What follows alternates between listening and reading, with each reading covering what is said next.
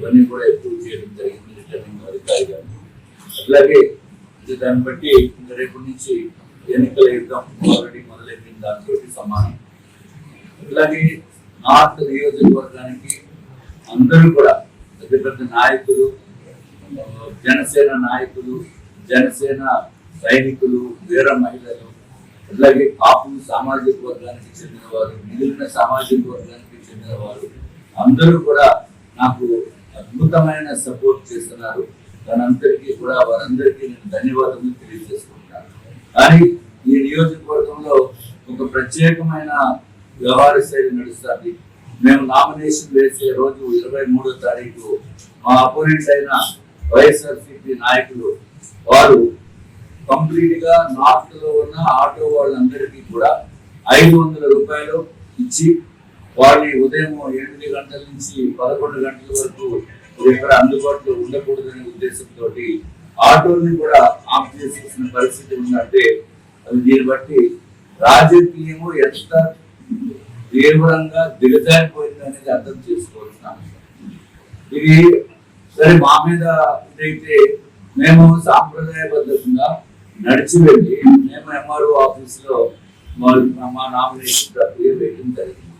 అట్లాగే మిగిలిన వాళ్ళు కూడా మహిళలు కానీ ఎవరైనా మగవాళ్ళు కానీ అందరికీ స్కూటర్స్, అందరికీ 4 వీలర్స్ ఉండవు. అందుకు వాళ్ళు ఆటోల మీద డిపెండ్ అవ్వాలి. వాళ్ళు వద్దామనుకున్నప్పటికీ కూడా ఆటోలు లేని పరిస్థితుల్లో వారు చాలా మంది రాలేకపోవడం జరిగింది. ఇటువంటి చీప్ పొలిటికల్ ట్రిక్స్ ఇది సభ్య సమాజం ఎవరు కూడా హర్షించరు. ఇది చాలా చాలా తీవ్రంగా దీన్ని పరిగణించవలసిన అవసరం ఉంది. నియోజకవర్గం పరిధిలో ఉన్న ప్రజలు కూడా అర్థం చేసుకోవాల్సిన అవసరం ఉంది. అసలు ఈ వైఎస్ఆర్సీపీ నాయకులకి ఎందుకు ఓటేయాలనేది ఒకసారి దయచేసి మీరు అర్థం చేసుకోండి. అంటే పోలవరం వచ్చిందనా, లేకపోతే రాజధాని కట్టారనా, ఎక్కడ రాజధాని తెలియనటువంటి విషయం.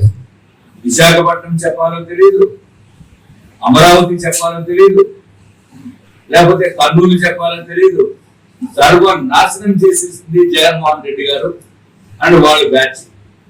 అట్లాగే ఏదైనా కొంతమంది మీటింగ్ పెట్టి ఆ మీటింగ్ కి మమ్మల్ని కూడా ఆహ్వానిస్తే మళ్ళీ ఇక్కడ పోటీ చేసిన వ్యక్తి ఆ మీటింగ్ పెట్టిన వాళ్ళపైన తీవ్రమైన పదజాలంతో వారిపైన ఒత్తిడి తేవడం జరుగుతుంది. ఇది కూడా మంచి పద్ధతి కాదు. అంటే ఈ నియోజకవర్గంలో ఒక రౌడీ రాజ్యము కింద తయారు చేయాలి అనే భావన కనుక ఉంటే దాన్ని ప్రజలు తిప్పి కొడతారు.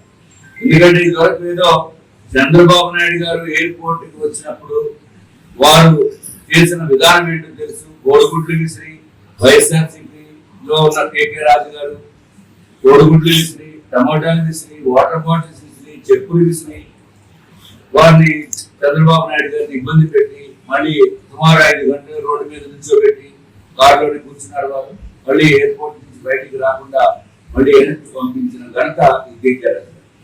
అట్లాగే పవన్ కళ్యాణ్ గారు జనవాణి కార్యక్రమం పెట్టినప్పుడు వీటి నిజాయితీగా నిస్వార్థంగా ప్రజల దగ్గర నుంచి ప్రజా సమస్యలు తెలుసుకుందామని వారి జనవాణి కార్యక్రమము కోర్టు కళావాణిలో పెడితే ఆ రోజు కూడా పెద్ద ఎత్తున రౌడీ మూకర్ని కొంతమందిని మోకరించి అట్లాగే వైఎస్ఆర్సీపీలో ఉన్న మంచి మంచి లీడర్స్ కూడా అక్కడ తీసుకుని వచ్చి, నేను అందులో అనటం లేదు, కేవలము ఒక ఇండివిజువల్ వ్యక్తిమాలని మొత్తం వైఎస్ఆర్సీపీకే ఇబ్బంది పడే పరిస్థితి వచ్చే పరిస్థితి ఉంది అని చెప్పి నేను తెలియజేశాను.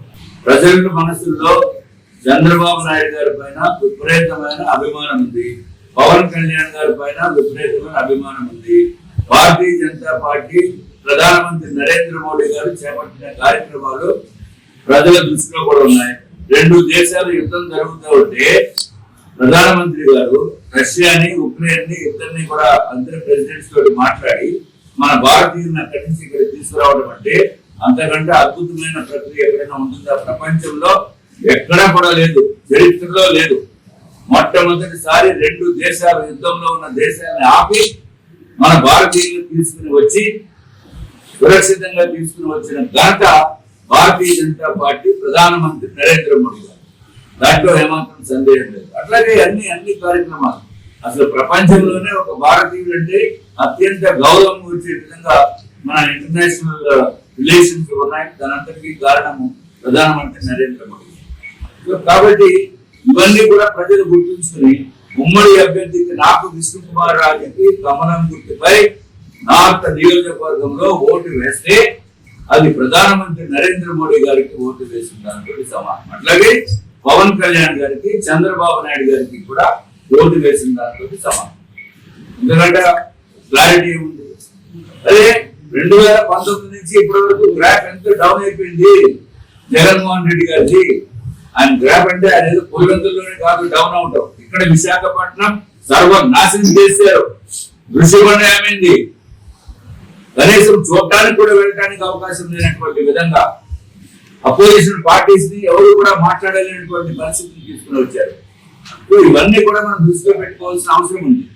తప్పనిసరిగా కూటమి అభ్యర్థులు అత్యంత వైభవంతంగా గెలుస్తారని చెప్పడానికి ఏమాత్రం సందేహం లేదు.